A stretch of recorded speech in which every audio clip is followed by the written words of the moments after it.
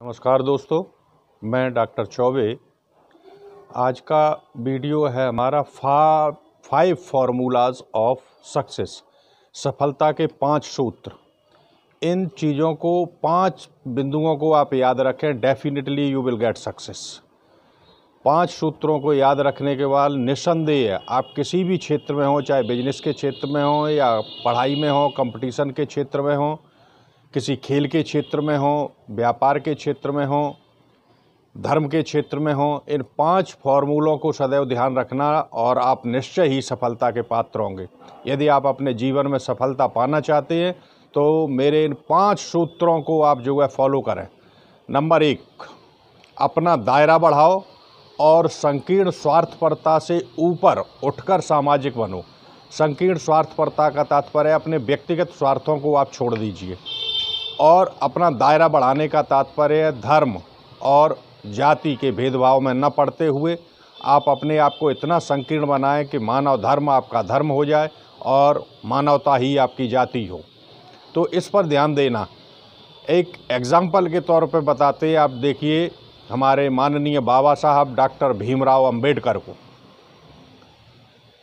पुत्र बीमार था और देश के लिए आवश्यकता थी बाबा साहब की, तो बाबा साहब ने अपने पुत्र की बीमारी की ओर ध्यान न देते हुए और उसे बीमारी हालत में छोड़कर देश के लिए इंग्लैंड गए और देश के लिए उन्होंने कार्य किया।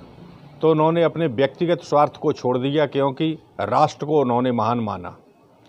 डॉक्टर APJ अब्दुल कलाम, जो दिन में 3 बार नमाज और 2 बार गीता पढ़ते थे, तो वो किसी धर्म के फाउंडेशन में नहीं थे। धर्म से बढ़कर और मानवता उनके रग रग में समाई हुई थी। भारत का प्रत्येक नागरिक ये जानता है कि कितने ईमानदार थे वो, कितनी लगन और मेहनत से उन्होंने कार्य किया और अपनी जो है क्षमता को बराबर बढ़ाते हुए चले गए। आज मिसाइल मैन ऑफ इंडिया उनको कहा जाता है। आज प्रत्येक व्यक्ति उन्हें याद करता है और ये निश्चित है कि APJ अब्दुल कलाम के इतिहास में लिखा जाएगा, भूतो न भविष्यो। न भूतकाल में कोई ऐसा होगा और न भविष्य काल में ऐसा होगा। दूसरी चीज़ है नंबर 2, आज की उपलब्धियों पर संतोष करो और भावी प्रगति की आशा करो। तो वर्तमान स्थिति जो हमारी है, हमें उससे संतुष्ट रहना चाहिए, वर्तमान जो स्थिति है, और हमें चैलेंजेज को स्वीकार करना चाहिए और अपनी लायबिलिटीज़ को बढ़ानी चाहिए। जितनी आपकी लायबिलिटीज़ बढ़ती जाएंगी और आप उन चुनौतियों को स्वीकार करते हुए चलेंगे तो निश्चय ही जीवन में आप सफलता प्राप्त करेंगे। उसका कारण लायबिलिटी जब आपके कंधों पर होंगी तो आप उन्हें पूरा करने का प्रयास करेंगे और जब पूरा करने का प्रयास करेंगे तो डेफिनेटली आप चुनौतियों का सामना करेंगे और चुनौतियों का सामना करते हुए, संघर्ष करते हुए जब आप एक आगे बढ़ेंगे तो आप एक परिपक्व मानव होंगे। तो आज आप अपनी जिम्मेदारी लें, कल को अपने परिवार की जिम्मेदारी लें, फिर समाज की जिम्मेदारी, परिवार की जिम्मेदारी, रिश्तेदारों की जिम्मेदारी और राष्ट्र की जिम्मेदारी। तो आप सफलता प्राप्त करते हुए आगे की ओर बढ़ते चलेंगे। नंबर 3, दूसरों के दोष ढूंढने में शक्ति खर्च न करके आप अपने आप को आगे बढ़ाने का प्रयास करें। तो दूसरे के दोष न देखें। एक छोटी सी कहानी बताता हूँ आपको कि एक बार अकबर ने बीरबल से कहा था कि बीरबल, अकबर ने एक लाइन खींच दी और कहा कि बीरबल, इस लाइन को बिगाड़ना नहीं है हमें, बल्कि इसको बिना बिगाड़े हुए हमें इसे छोटा कर देना है। तो बीरबल ने उसके सामने एक बड़ी लाइन खींच दी थी, तो उसे छोटा, दूसरे को काटा नहीं हमने, दूसरे का विरोध नहीं किया, दूसरे का बुरा नहीं किया, अपने आप को हमने बढ़ाया, दूसरा अपने आप छोटा हो जाता है। सोच मनुष्य की जो दूसरों का बुरा करना चाहते हैं। 2 पड़ोसी थे, एक व्यक्ति ने सोचा कि मेरे पड़ोसी के यहाँ जो कुछ भी हो उससे दूना मेरे यहाँ होना चाहिए। उसने इसीलिए भगवान की प्रार्थना की। ईश्वर प्रकट हुए उसके सामने, तो उसने यही मांगा कि पड़ोसी के घर अगर 1 रुपया आए तो मेरे घर 2 रुपया, पड़ोसी के यहाँ जो कुछ भी हो मेरे यहाँ दूना हो। अब जो कुछ भी वो मंगाता था दूना होता था, फिर भी उसे संतोष नहीं हुआ। उसने कहा कि हे ईश्वर, मेरे पड़ोसी की 1 आँख फूट जाए।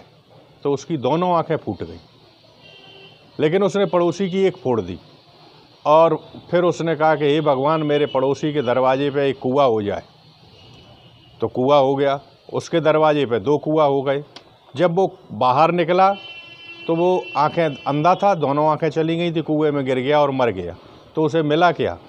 तो दूसरे की जलन और ईर्ष्या से हमें दूर रहना चाहिए, क्योंकि ये हमें विनाश की ओर, डिस्ट्रक्शन की ओर ले जाते हैं। तो इन चीज़ों का हमें ध्यान रखना चाहिए कि हमें दूसरे की बुराई से नहीं, हमारा अच्छा हो और हम आगे की ओर बढ़ने का प्रयास करें, परोपकारी रहें, संघर्षशील रहें, विनम्र रहें। तो चत्वारि तस्सु वर्धन्ते आयुर्विद्या यशो बलम। ऐसे परोपकारी जो लोग होते हैं उनकी 4 चीज़ें, आयु, विद्या, यश और बल जो है बढ़ता हुआ चला जाता है। नंबर 4, कठिनाई की चिंता न करते हुए निराश न हो और परेशानियां आने पर उनका सामना हिम्मत से करें। तो कठिनाइयां जब भी आए, ध्यान रखना, कभी भी कठिनाइयों को अपना मालिक न बनने दें, बल्कि आप संघर्ष करें, सफलता पाएं और स्वयं अपने मालिक बने और परेशानियों को हरा दें। एक उदाहरण के तौर पर देख लीजिए आप थॉमस एल्वा एडिसन को। उसने अपने लेबोरेटरी में लिख कर के टांग लिया था, don't lose your heart in difficulties will pass away in due course of time. परेशानियां आने पर घबराएं नहीं, उनका सामना हिम्मत से करें, एक दिन आप सफलता अवश्य पा लेंगे। और उसने ऐसा ही किया। जब वो बल्ब के लिए प्रयास करता था तो वो बराबर असफल हो जाता था, और जब भी असफल और निराश होता तो अपनी लेबोरेटरी में टंगे हुए उन्हीं शब्दों को पढ़ता था और पुनः फिर अपने प्रयास में जुड़ जाता था। 1200 आविष्कार करने पर भी वो फेल रहा, और 1201 में जब आविष्कार किया तो 1880 में उसने अपनी लेबोरेटरी में बल्ब जला दिया था। तो जो भी परेशानियां आए हमें उनका सामना करना चाहिए। नेक्स्ट, नंबर 5 और लास्ट रूल, हर किसी में अच्छाई खोजो और उससे कुछ सीखने का प्रयास करो। आपका ज्ञान और अनुभव बढ़ता हुआ चला जाएगा। तो हमें, जो बुरे लोग होते हैं वो दूसरे की बुराई देखते हैं, और जो अच्छे लोग होते हैं वो बुरे लोगों में भी एक न एक अच्छाई को खोज लेते हैं, जिससे उनका अनुभव बढ़ता है और उनका ज्ञान बढ़ता है। आचार्य रजनीश का आप उदाहरण देख लीजिए। चोर एक दिन उनके घर पर आया। उसने कहा साहब हमें रुकने दीजिए। उन्होंने कहा क्या करते हो? तो उसने कहा रात में रुकूंगा और दिन भर मैं आपके घर पर रहूँगा। रात को 10 बजे जाता हूँ अपने व्यापार पर और सुबह 4 बजे आ जाता हूँ। क्या करते हो? बोले चोर हूँ। उन्होंने उसे अपने घर रोक लिया। जब वो पहले दिन सुबह 4 बजे आया तो उन्होंने कहा क्यों, कहीं कुछ मिला? तो उसने कहा आज नहीं, कल मिलेगा। फिर दूसरे दिन गया, तीसरे दिन गया, धीरे धीरे करते हुए उसे 30 दिन हो गए। 30वें दिन जब वो वापस आया तो आचार्य रजनीश ने उससे पूछा कि कुछ हुआ? तो उसने कहा कि आज नहीं, कल ज़रूर होगा। तो उन्होंने उसके चरण स्पर्श कर लिए और उससे कहा कि आप हमारे गुरु बन जाइए, क्योंकि आपसे हमें शिक्षा मिली कि ईश्वर आज नहीं तो कल अवश्य मिलेगा। तो उन्होंने उस चोर में भी जो है एक अच्छाई ढूंढ ली। एक बार आचार्य रजनीश पेड़ के नीचे बैठे हुए थे तो एक स्त्री जो है दौड़ती हुई आई और वो अपने ध्यान में थे, मेडिटेशन कर रहे थे। उस स्त्री ने उनको हिलाया, बाबा जी। तो उन्होंने कहा कि पहले सीधी खड़ी हो जाओ, अपने कपड़ों को सही करें, उसके बाद बात करें। तो उसने कहा बाबा जी यहाँ से मेरा प्रेमी भाग गया है क्या? तो उन्होंने फिर कहा कि एक बाबा को इस तरीके से हिला करके तुमने जगाया, और अपने कपड़ों को सही करिए, बालों को सही करिए। तो वो चुपचाप चल दी। उसने कहा वाह बाबा, हम अपने प्रेमी के प्रेम में इतने पागल हैं कि मुझे अपने तन बदन का कुछ भी ख्याल नहीं, और आप भगवान के प्रेम में कितने पागल हैं कि अपनी छोड़िए, मेरा भी ध्यान है। तो उन्हें उससे भी शिक्षा मिली। उन्होंने उस स्त्री के चरणों को भी स्पर्श किया और उससे शिक्षा उन्हें ये मिली कि जिससे प्रेम करते हो उसके प्रेम में इतने पागल हो जाओ, ईश्वर के प्रेम में इतने पागल हो जाओ तो ईश्वर तुम्हें अवश्य मिलेगा। इसी तरीके से उन्होंने चींटी से शिक्षा ली थी कि निरंतर जो है प्रयास में लगे रहो, एक दिन सफलता मिलेगी। उन्होंने अजगर से भी यही शिक्षा ली कि एक जगह लेटे रहो, अगर विश्वास है तो जगह पर ही सब कुछ मिलेगा आपको। तो हमें पूर्ण समर्पण की भावना से रहना चाहिए, अपनी रिस्पॉन्सिबिलिटीज़ को समझना चाहिए, चुनौतियों का सामना करना चाहिए हमें, और लायबिलिटीज समझना चाहिए। आप निश्चय ही आगे बढ़ते रहेंगे। तो इन 5 चीज़ों को आप ध्यान रखें, और इन 5 चीज़ों को ध्यान रखते हुए आप जीवन में निश्चय सफलता पाएंगे। इसी के साथ सभी को धन्यवाद। जय हिंद, जय भारत।